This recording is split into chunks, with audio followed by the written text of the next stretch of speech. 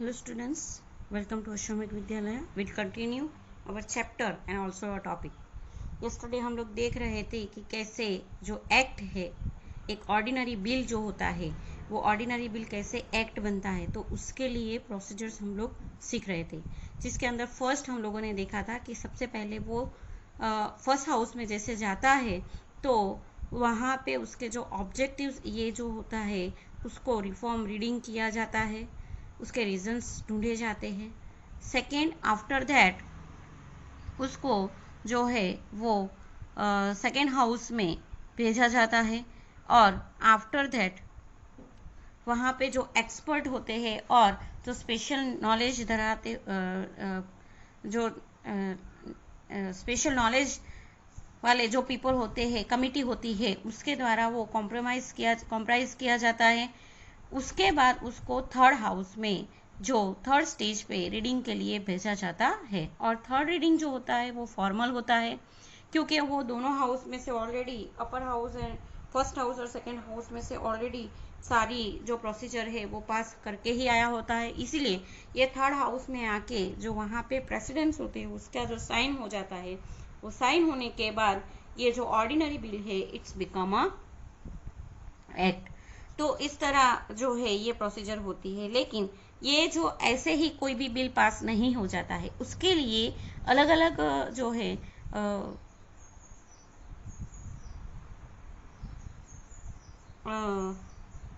चीज़ों को, ध्यानों को, जो थिंग्स है उसको ध्यान में रखना पड़ता है और उसके ऊपर रिगार्डिंग करके डिस्कसिंग करके ये जो चीज़ है वो इम्प्लीमेंट में ला सकते हैं. तो हम लोग ने कल यहाँ तक देखा था. आगे देखते हैं. When a bill is sent for president's signature, there are three options with the presidents. जब ये थर्ड हाउस में प्रेसिडेंट्स के पास सिग्नेचर में जाता है तो प्रेसिडेंट्स के पास तीन ऑप्शन होते हैं. He sign the bill thereby approving it. एक सबसे पहला कि उसको अप्रूव किया जाए. Second, he keeps the bill with him. वो बिल जो है अपने पास रखे. And he third one, he send the bill back to the parliament for a reconsideration. वो जो बिल है वो गवर्नमेंट प्रेसिडेंट को अगर ऐसा लगे तो वो वापस हाउस में यानी पार्लियामेंट में जो है भेज सकता है रिकंसिडरेशन, वापस उसके ऊपर कंसिडर करने के लिए. तो इस तरह तीन अलग अलग ऑप्शन को वो यूज कर सकते हैं. The bill become an act is publish in government gazettes यानी गवर्नमेंट डॉक्यूमेंट्स जो होते हैं. Then there is a enforce from the date given therein. ये जो बिल जो है एक्ट बन जाने के बाद उसको गवर्नमेंट गेजेट के अंदर यानी गवर्नमेंट डॉक्यूमेंट्स के अंदर पब्लिश किया जाता है और उसके बाद जो डेट दी जाती है वो डेट से वो एनफोर्स में यानी लागू किया जा सकता है. आगे देखते हैं कि when any bill to amend the constitution is presented in any of the house of parliament, it has to be passed by a majority number of the members of that house and by 2/3 of the members present and voting. जैसे हम लोगों ने आगे second house में देखा था कि first house में देखा था कि जहाँ पे असेंबली के अंदर जितने भी मेंबर्स है उसमें मेजोरिटी जो है उन लोगों का इसके अंदर उसके फेवर में वोट होना चाहिए. अगर मानो कि कोई अगेंस्ट में है तो उसके ऊपर वापस उसको रिसेंड किया जाता है. तो उसी तरह किसी भी बिल को कॉन्स्टिट्यूशन में अमेंड करने से पहले पार्लियामेंट के जो हाउस है उसके मेजोरिटी नंबर्स ऑफ मेंबर जो है उसके लिए उसके फेवर में होने चाहिए. उसके लिए 2/3 ऑफ मेंबर के प्रेजेंट होने चाहिए और या वोटिंग भी की जा सकती है. If a bill pertains to any matter related to the center or the state, it requires permission of more than half the legislative assembly of the state. अगर मानो कि कोई बिल जो है वो स्टेट के लिए कोई प्रिटेंड करता है, पूरे नेशन के लिए, लेकिन स्टेट के लिए कोई बिल पास करना है तो उसके लिए लेजिस्लेटिव असेंबली जो स्टेट लेवल पे वर्क करती है, जिसका हम लोगों ने आगे स्टडी किया, तो ये जो लेजिस्लेटिव के जो मेंबर्स है उसकी परमिशन जो है मोर देन हाफ से भी ज़्यादा लोग जो मेंबर्स है उसकी परमिशन जरूरी है. This bill also goes through the same process as the ordinary bill. ये जो स्टेट लेवल के जो बिल है वो भी हमारे जो ऑर्डिनरी बिल की हमने प्रोसीजर ऊपर देखी उसी तरह उसको प्रोसीजर में से पास होना पड़ता है। उसके बाद सेकंड जो है नेक्स्ट कि procedure subject to money bill, जो मनी बिल जो है उसको जब अमेंडमेंट में लाना है, उसको एक्ट बनाना है, तो उसके लिए क्या प्रोसीजर है मनी के related. Whether the bill is money bill or not is decided by the speaker of the Lok Sabha. A bill containing the recommendation of the budget or financial matter is called a money bill. जो bill है वो जो money से related है और जिसको राज्यसभा के लोकसभा के जो स्पीकर होते हैं उसके द्वारा डिसाइड नहीं किया जाता है। लोकसभा के जो स्पीकर है उसके द्वारा जो है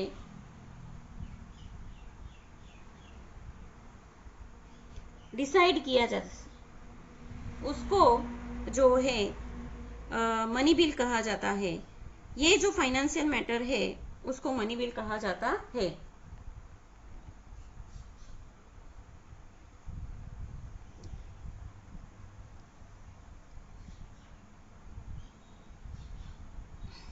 तो ये मनी बिल है कि नहीं उसको डिसाइड करने का काम कौन करेगा? Speaker, Lok Sabha of the speaker, इनके द्वारा डिसाइड किया जाता है कि ये मनी बिल है या नहीं है।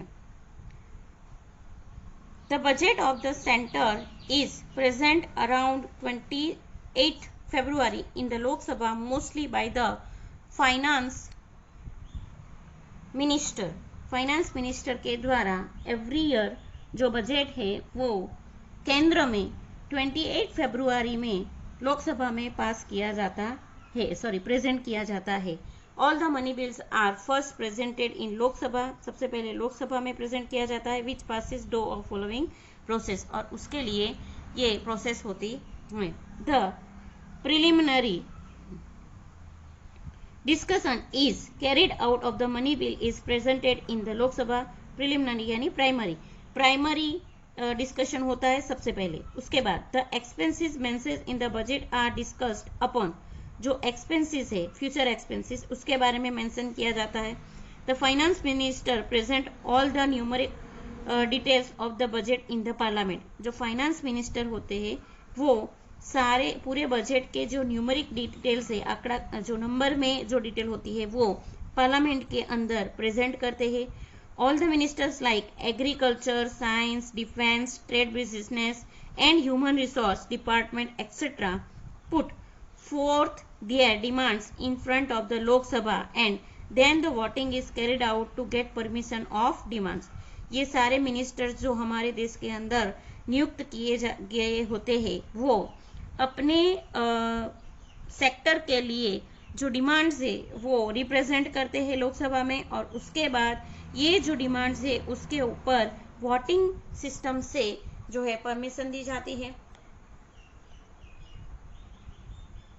सोर्सेज ऑफ इनकम, यहाँ पे सोर्सेज है, sources of income and taxes are separately presented in the budget. जितना एक्सपेंस होता है, मानो कि एग्रीकल्चर के अंदर ये साल इतना इम्प्लीमेंट लाना है तो उसके लिए इतना एक्सपेंडिचर किया जाएगा, ये जो बजट एग्रीकल्चर मिनिस्टर के द्वारा रिप्रेजेंट किया जाता है तो उसके सामने जो खर्च होते हैं, एक्सपेंडिचर बजट जो तैयार किए जाते हैं उसके सामने इनकम बजट भी होते हैं। तो इनकम बजट के लिए और टैक्सेस जो गवर्नमेंट को मिलती है अलग अलग जगह से, तो ये टैक्स का जो बजट है वो भी अलग से प्रेजेंट किया जाता है and both are to be separately approve, और दोनों को अलग से अप्रूव भी किया जाता है।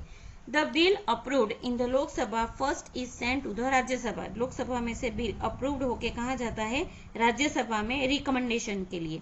The Rajya Sabha has to return it to the Lok Sabha with the necessary recommendation within 14 days। अगर मानो कि कोई जरूरी रिकमेंडेशन है, यानी कुछ नया चेंजेस कुछ करना है या कुछ ऐड करना है, तो वो करके राज्यसभा में से ये जो बिल है वो वापस लोकसभा में 14 days के अंदर रिटर्न करना होता है। Lok Sabha can either the accept or reject the total or partial recommendation of the Rajya Sabha. Rajya Sabha के द्वारा जो रिकमेंडेशन दी जाती है उसको लोकसभा एक्सेप्ट भी कर सकती है और रिजेक्ट भी कर सकती है, वो उसके ऊपर डिपेंड है। If a money bill is not returned to the Lok Sabha within 14 days by the Rajya Sabha, the bill is considered to have been passed by the Rajya Sabha. अगर money bill जो है वो 14 days में वापस राज्यसभा में return नहीं, राज्यसभा जो है लोकसभा में रिटर्न नहीं करता है, दैट मीन्स ऐसा कंसिडर समझा जाता है कि ये जो बिल है राज्यसभा के द्वारा पास कर दिया गया है. If the Lok Sabha accept the recommendation of Rajya Sabha, the bill is considered to have been pass by both the house of the parliament.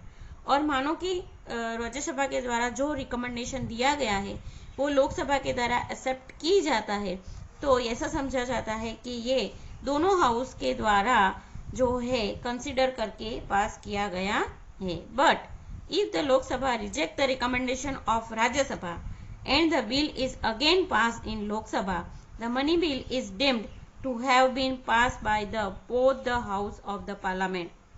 लेकिन अगर लोकसभा जो है जो जरूरी रिकमेंडेशन राज्यसभा के द्वारा दिए गए हैं उसको रिजेक्ट करती है, देन ये बिल जो है अगेन लोकसभा में जाता है एंड ये जो मनी बिल है वो deem to have been pass by both the house of the parliament, दोनों हाउस में वापस से उसको पास करना पड़ता है. Hence in the matter of the money bill the Rajya Sabha has limited power. तो मनी बिल के बारे में अगर बात करेंगे तो राज्यसभा के पास बहुत लिमिटेड पावर्स है. जनरली लोकसभा के द्वारा जो नियुक्त किया जाता है वो इम्प्रूवमेंट में आ जाता है. After the money bill is pass by the both the house of parliament, it is sent to the president for his assent. दोनों हाउस के द्वारा मनी बिल को पास करने के बाद ये प्रेसिडेंट के पास जाता है उसके असेंट के लिए यानी अथॉरिटी के लिए. The president has to sign the money bill. If the budget is not passed in the house then the government has to resign. अगर ये जो बजट है वो दोनों हाउस में पास नहीं किया जाता है तो गवर्नमेंट उसके ऊपर साइन नहीं कर सकती है. Apart from this, in both the house of parliament the social, economic, political, defence and foreign matter are discuss. ये हाउस के अंदर मनी बिल के अलावा सोशल, इकोनॉमिकल, पॉलिटिकल, डिफेंस और फॉरेन मैटर्स के बारे में भी डिस्कस किया जाता है. कहाँ पे? पार्लियामेंट में.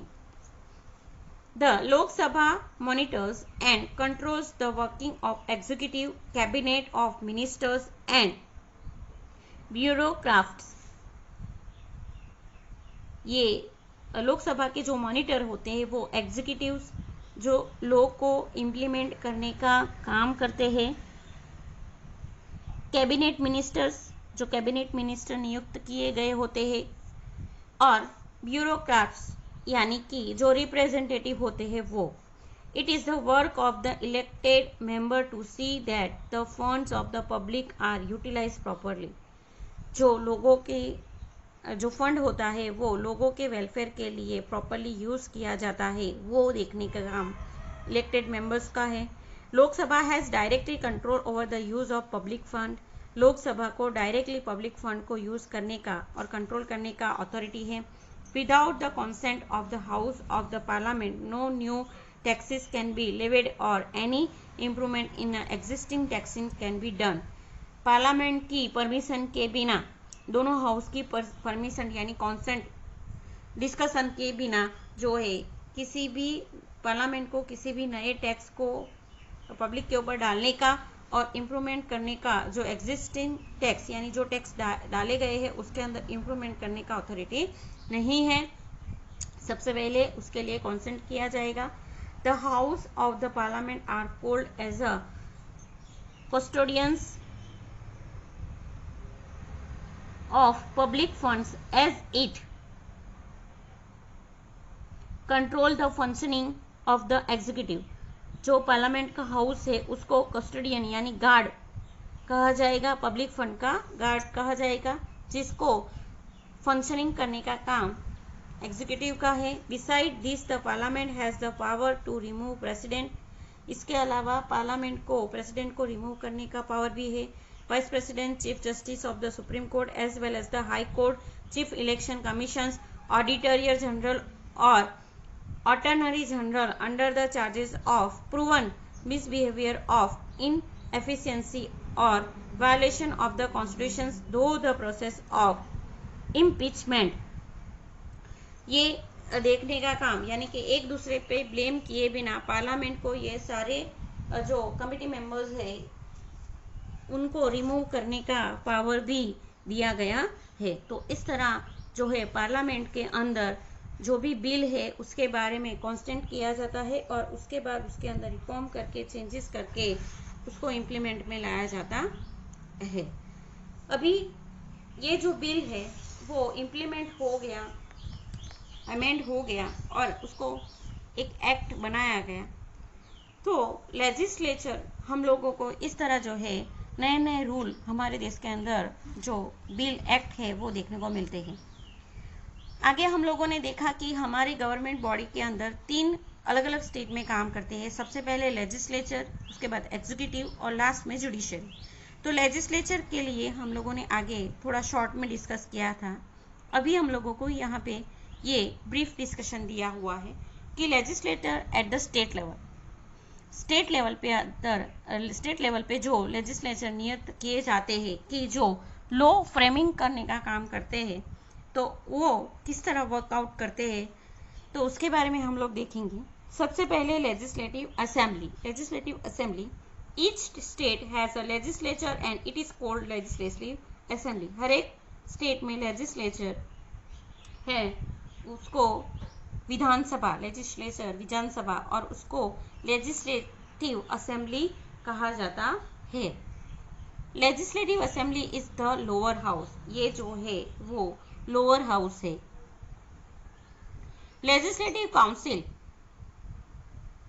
लेजिस्लेटिव काउंसिल विधानसभा परिषद जो होता है। The other house of the legislature is called the legislative council.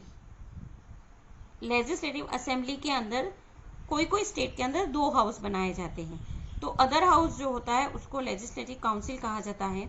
जैसे कि Bihar, Maharashtra, Karnataka, Uttar Pradesh, Tamil Nadu etcetera state have 2 house, यहाँ पे 2 हाउस है। There the legislative council is the upper house, वहाँ पे जो लेजिस्लेटिव काउंसिल जो है यानी विधानसभा परिषद जो है वो upper house, and legislative assembly Vidhan Sabha गृह जो होता है that is a lower house. Gujarat state does not have a legislative council, हमारे यहाँ विधानसभा परिषद नहीं है, खाली लेजिस्लेटिव असेंबली जो है वो वर्क करती है। Various states have different number of members of the legislative assembly, हर एक स्टेट के अंदर लेजिस्लेटिव असेंबली के अंदर विधानसभा के अंदर अलग अलग जो है मेंबर्स है। नंबर ऑफ मेंबर्स किसी में ज्यादा है, किसी में कम है। As the provision in the constitution, the minimum number of the member of legislative assembly is 60 and the maximum number of the member is 500. Provisions, state के जो प्रोविजंस है उसके हिसाब से कॉन्स्टिट्यूशंस में दिया गया है कि मिनिमम लेजिस्लेटिव असेंबली के जो मेंबर है वो 60 और मैक्सिमम नंबर्स जो है वो 500 तक नियुक्त किए जा सकते हैं। The number of member of Gujarat Legislative Assembly is presently 182. Presently हमारे गुजरात में जो विधानसभा के मेंबर है वो 182 है। अब ये जो लेजिस्लेटिव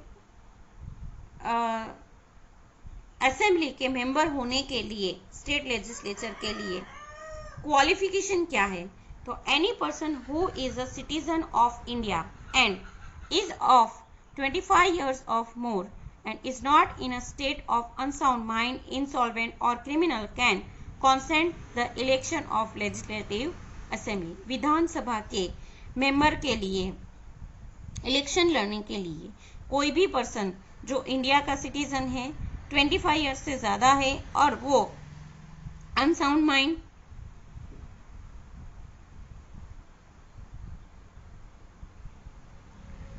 इंसॉल्वेंट और क्रिमिनल, ऐसा कोई भी रिकॉर्ड उसका ना हो, तो ऐसा कोई भी पर्सन जो है ये लेजिस्लेटिव असेंबली के लिए इलेक्टेड मेंबरशिप जो है मेंबरशिप उसको मिल सकता है, यानी उसके लिए क्वालिफाइड पर्सन है। लेजिस्लेटिव असेंबली में जो उसका टाइम पीरियड यानी टेनर कितना है, the legislative assembly is not a permanent house, its time period is of 5 years after the given period of the legislative assembly is dissolved. In unusual situation wherein the government cannot function as per the constitutional provision, or if government cannot be formed, the governor can send a recommendation for the president of India to dissolve the government. ये legislative जो है वो permanent house नहीं है, उसका जो time period है वो 5 ईयर है। जब ये टाइम टेनर कंप्लीट होता है तो वो डिसॉल्व होता है, यानी उसका विसर्जन हो जाता है। लेकिन अनयूजुअल सिचुएशन में ये गवर्नमेंट जो है, फंक्शंस जो है वो डिसॉल्व नहीं होती है, और उसके जो प्रोविजंस है उसको गवर्नर को भेज के उसकी रिकमेंडेशन पे जो प्रेसिडेंट ऑफ इंडिया होता है वो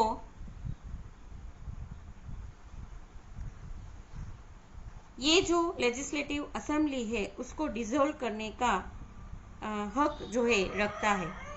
the president then dissolve the legislative assembly and imposes president rule in that state. और उसके बाद ये जो प्रेसिडेंट होता है वो लेजिस्लेटिव असेंबली को डिसॉल्व कर लेता है, उसका विसर्जन करता है, और उसके रूलिंग के लिए प्रेसिडेंट रूल जो है वो लादा जाता है।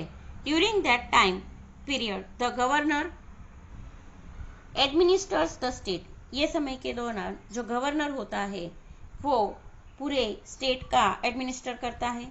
For the purpose of smooth functioning of the legislative assembly, speaker and deputy speaker are elected by the member of the amongst themselves. जितने लेजिस्लेटिव के मेंबर्स होते हैं, यानी कि नई जब भी विधानसभा लेजिस्लेटिव असेंबली नियुक्त होती है तब तक ये पूरे स्टेट का फंक्शनिंग करने के लिए, स्मूथली एडमिनिस्ट्रेशन करने के लिए ये जो मेंबर्स होते हैं उसे में से डेप्यूटी स्पीकर और लेजिस्लेटिव असेंबली स्पीकर जो है वो नियुक्त किया जाता है, इन्हीं में से नियुक्त किया जाता है। The member of the Legislative Council are elected from among the institutions of local self-governors, registered graduates, teachers of secondary and higher secondary by electors. इसका जो मेंबर है वो बनने के लिए लेजिस्लेटिव काउंसिल है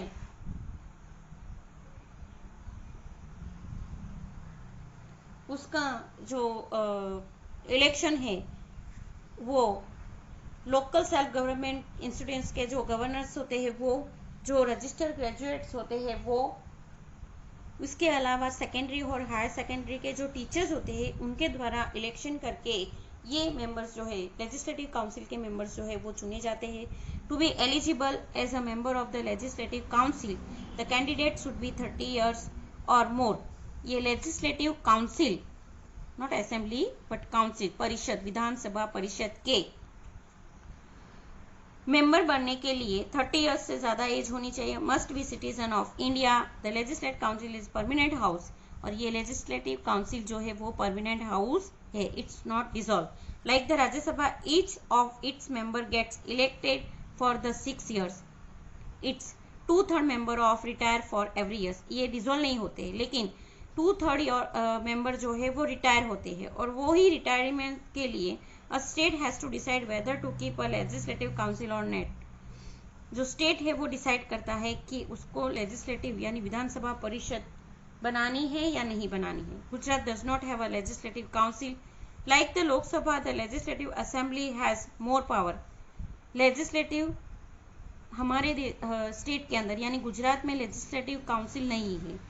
लोकसभा जो है वो यानी कि उसी को लेजिस्लेटिव असेंबली के जितने मोर पावर है। Ordinary as well as money bill can be presented in. यहाँ पे ऑर्डिनरी बिल के अलावा मनी बिल भी प्रेजेंट किया जाता है। आफ्टर द बिल पास दो various step they are sent to the governor. यहाँ पे लोकसभा में अलग अलग जो प्रोसीजर्स है उसमें से पास होने के बाद ये जो बिल है वो गवर्नर को, स्टेट लेवल पे गवर्नर को दे दिया जाता है। And after the governor sign the bill it become an act. और स्टेट लेवल पे किसी भी बिल को एक्ट बनाने के लिए गवर्नर की साइन जरूरी है। गवर्नर अपनी साइन, अथॉरिटी साइन देते हैं और उसके बाद ये बिल जो है वो एक्ट बन जाता है। तो इस तरह स्टेट लेवल पे एग्जीक्यूटिव वर्क जो है, लेजिस्लेटिव वर्क जो है वो किया जाता है। लेजिस्लेचर के बाद नेक्स्ट जो काम किया जाता है वो एग्जीक्यूटिव का है, जिसके बारे में हम लोग नेक्स्ट लेक्चर के अंदर डिस्कस करेंगे। Thank you.